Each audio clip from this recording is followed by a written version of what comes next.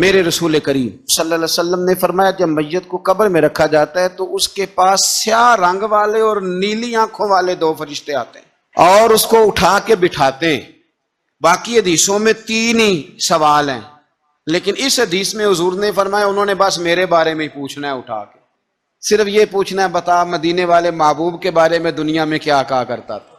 وہ کہے گا کہ ان کے بارے میں کیا پوچھتے ہو؟ اشہد ان لا الہ الا اللہ واشہد ان محمدن عبدہ ورسولہ۔ تو حضور فرماتے ہیں اس کی قبر 70 گز چوڑی اور 70 گز لمبی کر دی جائے گی، پھر اس کی قبر کو نور سے بھر دیا جائے گا۔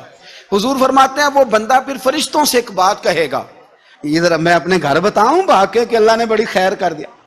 فرشتے اس سے کہتے ہیں نہیں تو کسی کو نہ بتا، تو اس طرح سو جا جس طرح پہلی رات کی دلہن سویا کر۔ اور فرشتے کہتے ہیں اب تجھے وہی آ کے جگائے گا جو تیرے اہل میں تجھے سب سے زیادہ محبوب ہوگا۔